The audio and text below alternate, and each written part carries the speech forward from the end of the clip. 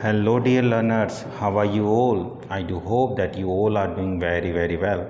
मैं आप सभी का आपके अपने channel the master Nehra sir में बहुत बहुत वेलकम स्वागत करता हूं। आज हम एक और क्लास करेंगे। बहुत ही इम्पोर्टेंट और इंटरेस्टिंग क्लास होने वाली है क्योंकि हम आर्टिकल्स को आज स्टार्ट करने वाले हैं। पार्ट 1 में हम आज रहेंगे हमारे इंडियन कॉन्स्टिट्यूशन के, जिसके अंदर हम यूनियन एंड इट्स टेरिटरीज़ के बारे में अच्छे से स्टडी करेंगे, डिटेल में चलेंगे। आपको कोई भी किसी भी तरह की प्रॉब्लम नहीं होगी। लेकिन इससे पहले मेरी एक छोटी सी रिक्वेस्ट है, अगर आप इस चैनल पे नए हैं, किसी भी वजह से सब्सक्राइब नहीं किया है, प्लीज़ सब्सक्राइब करें, लाइक करें और शेयर करें। बेल आइकन को दबा लें क्योंकि डेली अपडेशन रहेगा। हर तरीके की क्लासेस मैं लेकर के आऊँगा। अभी हम इंडियन इकोनॉमी और इंडियन पॉलिटी कर रहे हैं, उसके साथ साथ मैं कोशिश कर रहा हूँ कि आपकी इंग्लिश लैंग्वेज पे भी पकड़ मजबूत रहे, क्योंकि जब मेंस में आप क्वेश्चन राइट करने बैठेंगे तो आपकी लैंग्वेज ही है जो आपके काम आएगी। एरर फ्री लैंग्वेज होनी चाहिए, स्टीक लैंग्वेज होनी चाहिए, जो बहुत ज़्यादा मार्क्स स्कोरिंग रहती है। तो सभी क्लासेस आप वॉच कीजिए, साथ साथ चलती रहेंगी। रेस्ट एश्योर्ड बिल्कुल कंटेंट से भरपूर रहेगा, बिल्कुल भी हम इधर उधर की बात नहीं करेंगे। तो बिना टाइम वेस्ट किए, मैंने टाइटल ऑलरेडी मेंशन किया हुआ है, आप देख पा रहे होंगे। यूनियन एंड इट्स टेरिटरीज़ के बारे में हम स्टडी करेंगे। यूनियन एंड इट्स टेरिटरीज़ देखिए क्या है। आर्टिकल 1 के बारे में बात कर लेते हैं। सबसे पहले तो मैं अगर बताऊं आपको कि क्या है इंडिया। इंडिया जो है इसको हम एक फेडरल कंट्री बोलते हैं, संघीय प्रदेश, संघीय राज्य बोलते हैं। लेकिन एक्चुअल में हमारे कॉन्स्टिट्यूशन में क्या लिखा हुआ है वो आज मैं आपको बताने वाला हूँ। देखिए, हमारे कॉन्स्टिट्यूशन में एक्चुअली लिखा हुआ है India. I am to change my marker. Till then, I am telling you the definition. What is written in Article 1? Actually, India, that is a Bharat. India, that is Bharat. India, that is Bharat. India जो कि क्या है, भारत है। आगे क्या है, is a union of states. Is a union of states, वो states की यूनियन है, union of states. Rather than a federation, rather than a federation. एक फेडरेशन नहीं है, एक संघ नहीं है। मैं आपको क्लियर कर देता हूँ। देखिए, ये क्या है, संघ, और यूनियन क्या होता है, इकाई, यानी एक यूनिट। तो इंडिया जो है वो एक यूनिट है, वो एक फेडरेशन नहीं है। इसका मीनिंग ये हुआ कि जितने भी इंडियन स्टेट्स हैं वो अपनी मर्जी से, अपनी विलिंगली इंडिया के अंदर एक मिले हैं, उसका पार्ट बने हैं, लेकिन वो किसी भी तरीके से इंडिया से स्प्लिट अप नहीं हो सकते हैं, अलग नहीं हो सकते हैं। उसके बाद हम बात करते हैं इसी में कि आर्टिकल 1 और क्या बताता है, क्लासिफिकेशन ऑफ इंडियन टेरिटरीज, कि जो भारतीय क्षेत्र है उसको किस तरीके से हम वर्गीकृत करके चलेंगे। क्लासिफिकेशन ऑफ इंडियन टेरिटरी, जैसा कि आज आप देख पा रहे हो, पहला क्या है, पहला अपना है states, second UTs, union territories, and third one is acquired, acquired territories.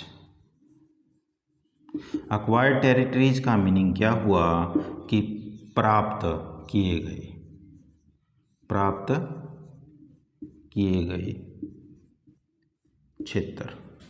ऐसे क्षेत्र जो हम एक्वायर कर लेते हैं, प्राप्त कर लेते हैं, उनको हम एक्वायर्ड टेरिटरीज में रखते हैं। तो उम्मीद करता हूं कि आर्टिकल 1 आपको अच्छे से अब क्लियर हो गया होगा। अब आर्टिकल 2 के बारे में, आर्टिकल 2 के बारे में हम बात कर लेते हैं। आर्टिकल 2 हमें क्या बताता है? आर्टिकल 2 हमें सिर्फ इतना बताता है कि हम नए स्टेट्स को एडमिट भी कर सकते हैं और नए स्टेट को इस्टेब्लिश भी कर सकते हैं। देखिए, admission, admission and establishment of new states. Establishment of new states. आप अपने नोट्स बनाते रहिए, इसके अलावा आपको कुछ भी करने की ज़रूरत नहीं है। इसके साथ साथ मैं एक और रिक्वेस्ट आप लोगों से करना चाहूँगा कि आप पीछे की क्लासेस ज़रूर वॉच करें। कुछ क्लासेस में मैं मानता हूँ क्वालिटी का इशू है, लेकिन आने वाले समय में मैं बेहतरीन क्वालिटी और कंटेंट तो अपना हमेशा से बेहतरीन रहा है, बिल्कुल रहेगा, आप वो ज़रूर वॉच कीजिए। लिंक मैंने डिस्क्रिप्शन में मेंशन कर दिया है। इसके साथ साथ आप फेसबुक पेज भी अपना ज्वाइन कीजिए। आर्टिकल 3 के अंदर क्या है? फॉर्मेशन ऑफ न्यू स्टेट्स, या फिर जो एग्जिस्टिंग स्टेट्स है उनका एरिया, बाउंड्री हम या नेम किस तरीके से चेंज कर सकते हैं। देखिए, फॉर्मेशन ऑफ न्यू स्टेट्स कि नए राज्य कैसे बनेंगे। फॉर्मेशन ऑफ न्यू स्टेट्स, ये इम्पोर्टेंट हो जाता है। एक फर्स्ट आर्टिकल अपना इम्पोर्टेंट है, formation of new states and alteration. अब देखिए, ऑल्ट्रेशन का मीनिंग क्या होता है? बदलाव। ऑल्ट्रेशन ऑफ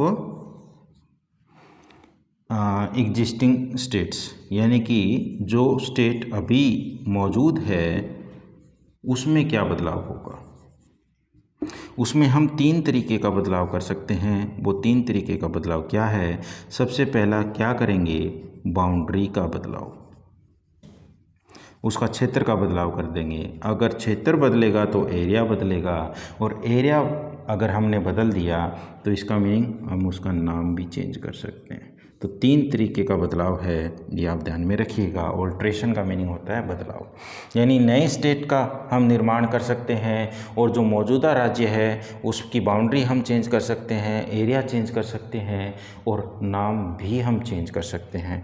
अब सबसे बड़ा क्वेश्चन हमारे सामने आया कि अगर हम इतना कुछ स्टेट्स के साथ कर सकते हैं तो क्या वहाँ की जो जनता है, वहाँ की जो गवर्नमेंट है, उसकी परमिशन ज़रूरी है, उसकी सहमति ज़रूरी है, उसकी कंसेंट ज़रूरी है।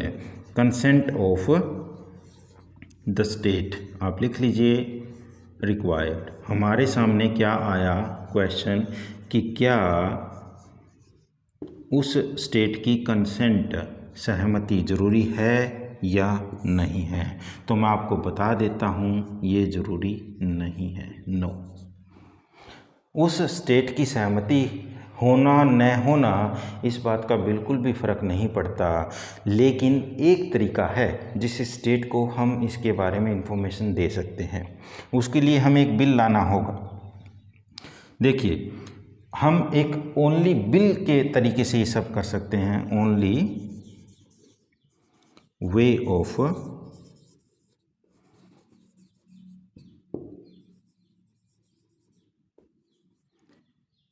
इंट्रोड्यूसिंग ए बिल, यानी हम एक बिल लेकर के आएंगे। अब वो बिल आएगा कैसे हमारा पार्लियामेंट में एक बिल आएगा, यानी इंट्रोडक्शन तो उस बिल का कहाँ होगा? पार्लियामेंट में होगा। और पार्लियामेंट में लाने का काम कौन करेगा? यूनियन गवर्नमेंट करेगी। यूनियन गवर्नमेंट करेगी। अब बने रहिए, देखिए बहुत अच्छे से समझ में आएगा। यूनियन गवर्नमेंट इसकी सिफारिश किसको करेगी? इसकी सिफारिश प्रेसिडेंट को करेगी।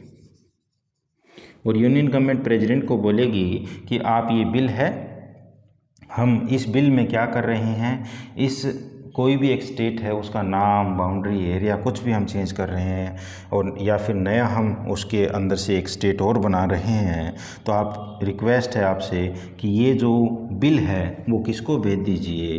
वो स्टेट लेजिस्लेचर को भेज दीजिए, या लेजिस्लेटिव असेंबली लिख लीजिए। यानी लेजिस्लेटिव असेंबली आपको पता है कहाँ होती है?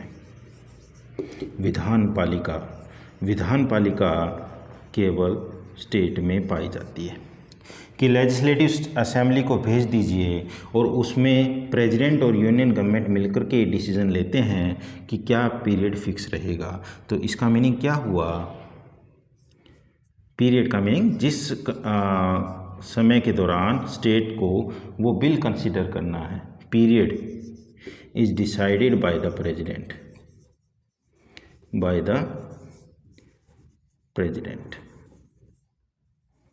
अब इस बात को दोबारा फिर समझा रहा हूँ, इम्पोर्टेंट पॉइंट है, देखिएगा। यानी अगर हमें कोई स्टेट की बाउंड्री, एरिया, नेम या नया स्टेट बनाना है, ये सब करना है, तो स्टेट की सहमति ज़रूरी नहीं होती। एक ही तरीका है कि पार्लियामेंट में हम बिल को इंट्रोड्यूस करें।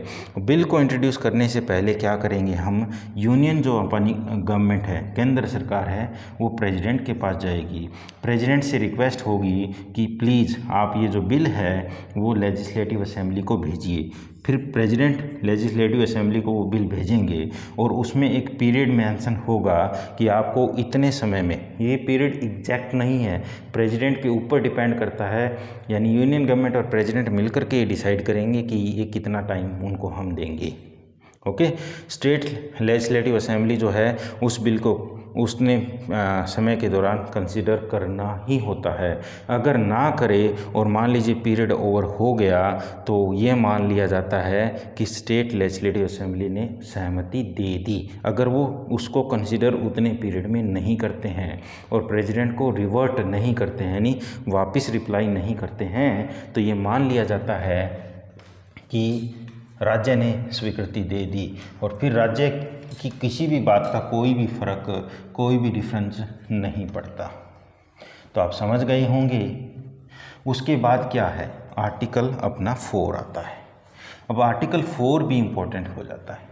आर्टिकल 4 हमें ये बताता है कि अगर हमें किसी भी तरीके का संघीय ढांचे में बदलाव करना है, फेडरल स्ट्रक्चर में बदलाव करना है, तो हमें स्पेशल मेजॉरिटी के तहत कोई अमेंडमेंट कॉन्स्टिट्यूशन में करने की ज़रूरत नहीं है।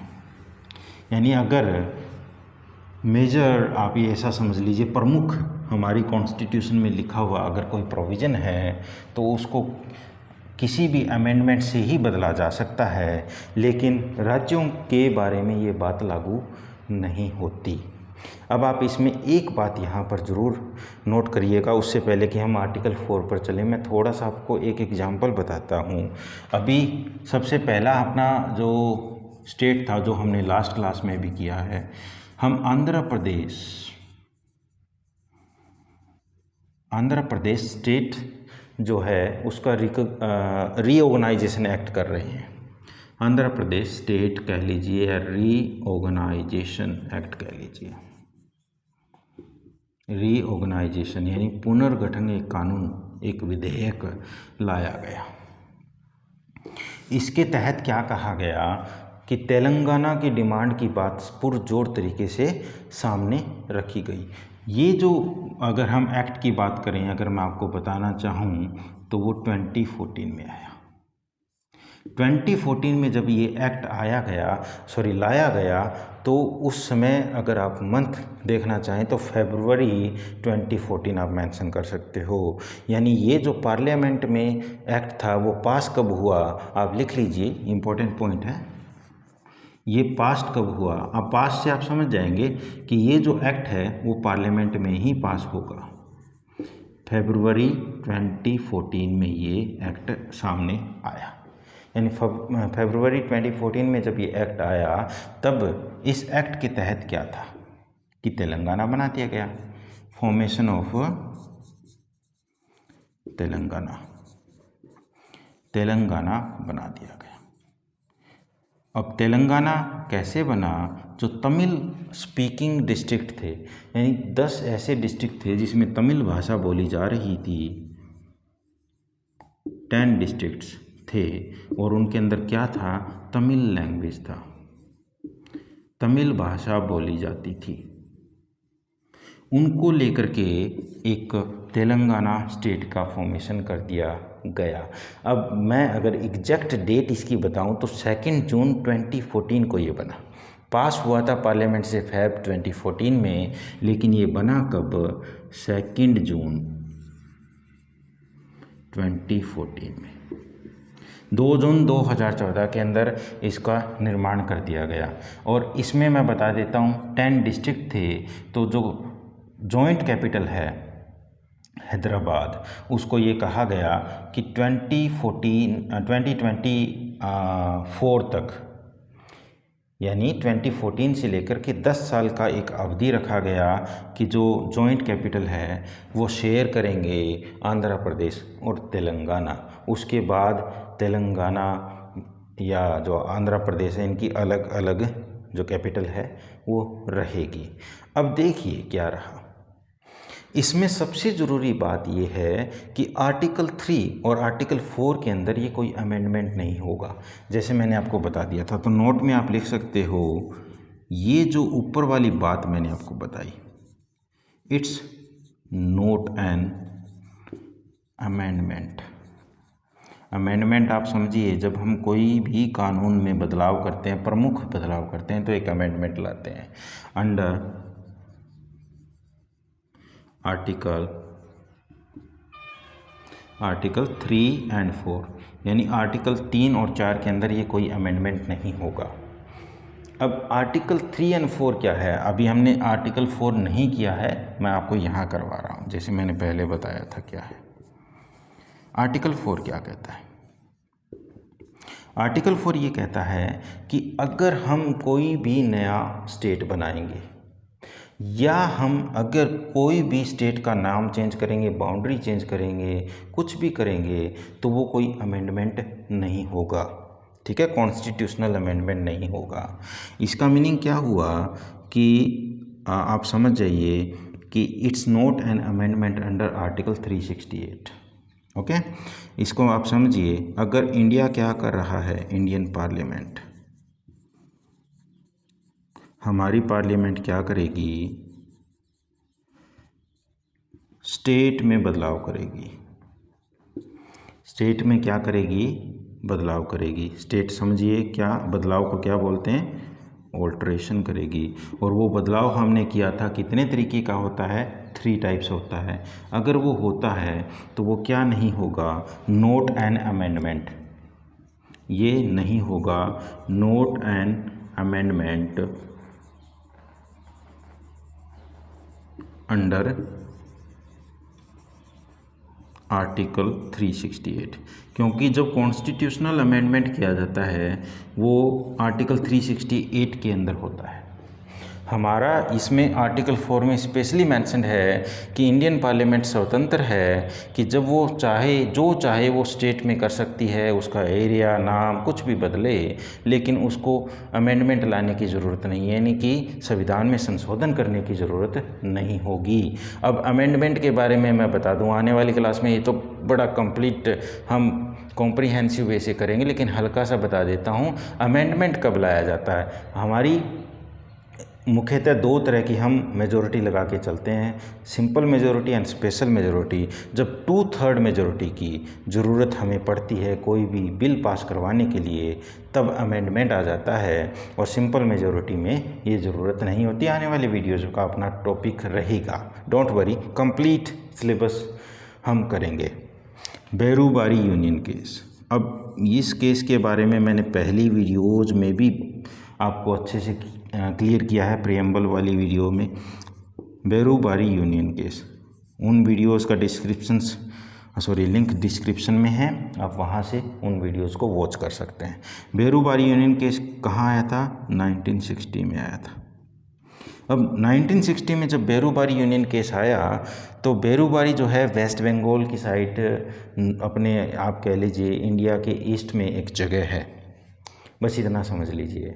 उस जगह पर ईस्ट पाकिस्तान ने अपना दावा कर दिया था, क्योंकि जो इस बेरूबारी रीजन को हालांकि मिला इंडिया को था, लेकिन डॉक्यूमेंटेशन में इसका डिस्क्रिप्शन या इसको लिखा हुआ नहीं था। इस बात का फ़ायदा पाकिस्तान ने उठाया। इस बारे में मैं आपको बता चुका हूँ, तो आप प्रियम्बल की क्लास देखिएगा। अब इसमें क्या कहा गया, सुप्रीम कोर्ट ने ये बात क्लियर कर दी कि जो इंडिया है वो अपनी टेरिटरीज सीड कर सकता है। किसी दूसरे देश को अगर हम अपने क्षेत्र देंगे ना, उसको सीड बोलते हैं, CEDE। तो इंडिया एक अमेंडमेंट के थ्रू ही सीड कर सकता है। देखिए मैं बता रहा हूँ, सुप्रीम कोर्ट ने कहा ये India can seed it's territory, यानी इंडिया जो है अपने क्षेत्र को सीड कर सकता है। कैसे? Through an amendment only, through an amendment only। केवल एक हमें अमेंडमेंट लाने की ज़रूरत होगी आर्टिकल 368 में। लेकिन जब हम अपने ही स्टेट में कुछ भी बदलाव करें, जब हम किसी से टेरिटरी एक्वायर करें तो हमें अमेंडमेंट की ज़रूरत नहीं होगी। जब हम दूसरे देश को सीड कर रहे हैं, सीड का मीनिंग दूसरे किसी भी देश को अगर हम अपना क्षेत्र दे रहे हैं, तब हमें एक कॉन्स्टिट्यूशनल अमेंडमेंट आर्टिकल 368 में लाने की ज़रूरत पड़ेगी। और ये देखिएगा हमारे संविधान में 100वां संविधान संशोधन लाया गया, क्योंकि इम्पोर्टेंट हो जाता है। देखिएगा मैं लिख रहा हूँ यहाँ पर, इसको कंप्लीट नेम लिख रहा हूँ, कॉन्स्टिट्यूशनल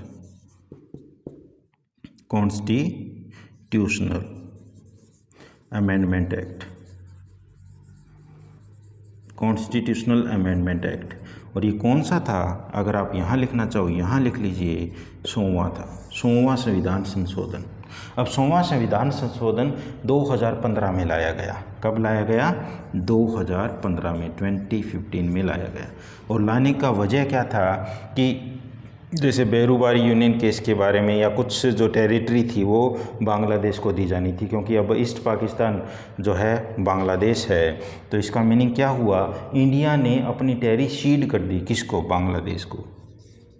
इसके तहत क्या हुआ, Indian territories write it completely, territories ceded to Bangladesh, यानी भारतीय जो क्षेत्र है वो किसको हैंड ओवर कर दिया गया? वो बांग्लादेश को हैंड ओवर किया गया। तो उस बारे में ये 100वां संविधान संशोधन 2015 में आर्टिकल 368 के अंदर लाया गया। तो आज हमने पार्ट 1 के बारे में बहुत ही अच्छे डिटेल से कर लिया है, इससे बाहर कुछ नहीं है। आपको मैंने बड़ी सिंपलिस्टिक वे से करवाया है। आप इसके नोट्स बनाइए, इनको बार बार रिवाइज़ कीजिए और एटलीस्ट वीडियो को 2 टाइम वॉच कीजिए। आपको लाइफ में या किसी भी तरह के एग्जामिनेशन में कोई भी प्रॉब्लम फेस नहीं होने वाली है। हम इसी अच्छे तरीके से, बेहतरीन और भी ज़्यादा अच्छे तरीके से आने वाली क्लासेस करेंगे। इंडियन इकोनॉमी की भी क्लास रहेगी, साथ साथ मैं इंग्लिश लैंग्वेज की भी क्लास रखूँगा, क्योंकि एस्पिरेंट्स को जब वो आंसर राइटिंग करते हैं, जैसा मैंने बताया, लैंग्वेज की बड़ी प्रॉब्लम आती है। बने रहिए, चैनल को सब्सक्राइब कीजिए, वीडियो को लाइक कीजिए और जितना हो सके शेयर कीजिए, ताकि हम साथ जुड़े रहें और मैं क्वालिटीज़ को इतना अप करूं कि आपको पैसा कहीं लगाने की ज़रूरत ना पड़े। आप जहां लाइब्रेरी में बैठे हैं, घर पर बैठे हैं, आप बेहतरीन तरीके से स्टडीज़ कर पाओ। Thank you very much for your time. Have a nice day.